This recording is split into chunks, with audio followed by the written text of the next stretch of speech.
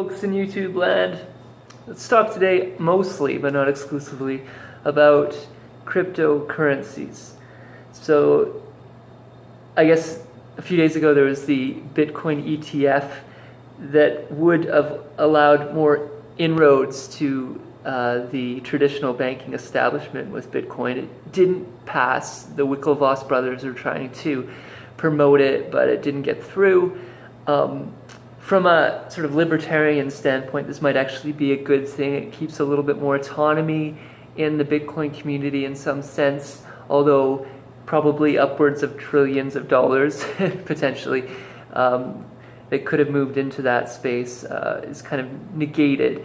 The reality is that an ETF doesn't actually open its doors directly to Bitcoin. You're kind of trading outside of it, and there's connections, inroads made to it. But in my opinion, I'm actually kind of happy about this. Even though I'm not a huge investor directly in Bitcoin itself, I do still consider it something like the cryptocurrency gold in some important sense, and many people have made that correlation.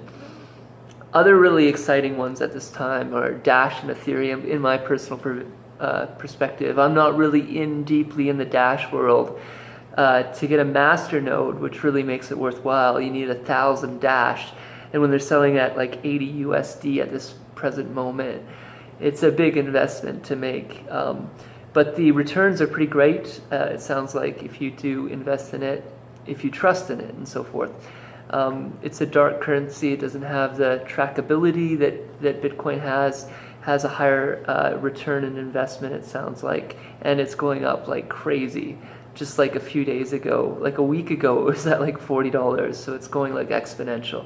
Ethereum's doing quite well. It's breaching its all-time highs as well. At present, it's like 23.25, I think, USD, so pretty exceptional. Metropolis should be released quite soon. That'll make space for the Raiden network. Swarm and stuff are also soon to hit. And then I think Vitalik recently said that Vitalik is like the master ethereal creator. So he said recently that Serenity, which is the next level of Ethereum after Metropolis, it'll probably be released by the end of the year. That includes sharding, which will take block times down exceptionally low. They're pretty good already at 15-ish seconds, 12 to 15 seconds, but it's going to be like, it sounds to me like Visa level transactions. And then also proof of stake, which means I think if you have, it's undecided, but like approximately 30 Ethereum staked, then you, well, in essence, I'll just put it this way. In essence, it will remove a lot of the inflation of the currency, which will make it more desirable because there will be fewer created, and in other words, the tokens that you have in hand will become more valuable. You'll also earn a certain kind of interest or something along those lines. It's undecided a little bit at this point, but if that works, and there's question marks, of course, because it's really a new thing, and it probably will. These guys are really smart, but it does, these guys move fast and break things. So there is some risk there associated with it. I think we're seeing a geopolitical landscape, really interesting moves, like with this wiretapping happening, Obama accusing Trump that there's been, rather Obama accusing Trump that he was in collusion with Russia in the president hacking scenario. In other words, he was saying that Russia had a role in Trump winning and that there was collusion there with Trump and Putin.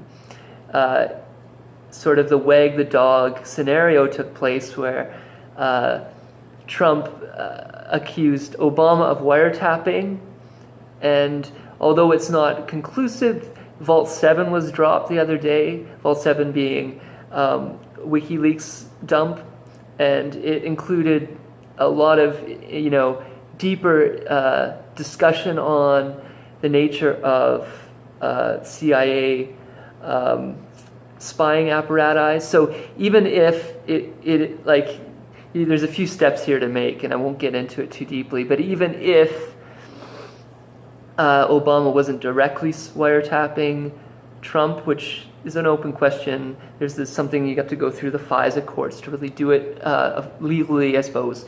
There is indirect methods in which that could have taken place now, and it's been shown, in essence, through things like Vault 7, which is very interesting that it was dumped just after this statement by Trump. And I'm not saying that there is. This is kind of Joseph P. Farrell speculation in some sense. I'm not saying there is collusion, or not collusion, but connection here with Assange and Trump, but it's just interesting that Assange did dump that particular aspect of Vault 7 the next day or the day after or something like that. That's only 1% of Vault 7, so we got a huge amount more to come. Could get really quite interesting. Some have speculated a lot on this, so you can go check that out and look into Vault 7 speculations. Personally, I think we're at a very interesting place with integral theory. I think that we've seen Wilbur's stuff getting picked up by like Zero Hedge. That's fascinating. Max Kaiser talked about it recently, particularly spiral dynamics. So these two worlds are colliding in some important sense, which is, it's truly a fascinating thing for somebody that's been in the alternative research space along with the integral space. These two are sort of, to some degree, coming together in an important sense.